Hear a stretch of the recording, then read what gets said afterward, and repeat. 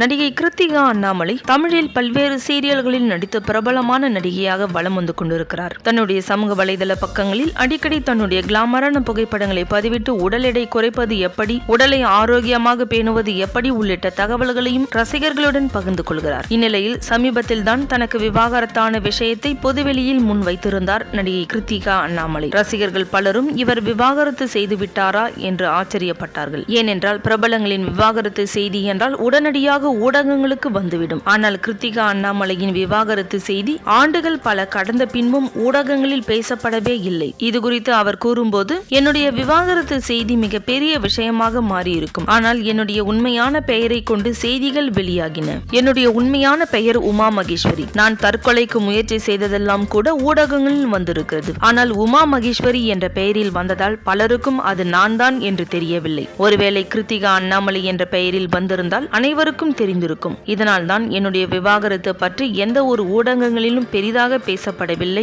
என பதிவு செய்திருந்தார். இது ஒரு பக்கம் இருக்க, இணைய பக்கத்தில் ஆக்டிவாக வலம் வரும் இவருக்கு விவாகரத்து ஆகிவிட்டதை தொடர்ந்து ஆசாமி ஒருவர் தன்னை திருமணம் செய்து கொள்ள பெண் கேட்டிருக்கிறார். இதனை பார்த்த நடிகை கிருத்திகா அண்ணாமலை, இது என்னுடைய மகன் தம்பி என்று அந்த ரசிகருக்கு பதிலடி கொடுத்திருக்கிறார். இந்த வீடியோ உங்களுக்கு பிடிச்சிருந்தா லைக் பண்ணுங்க, ஷேர் பண்ணுங்க, கமெண்ட் பண்ணுங்க.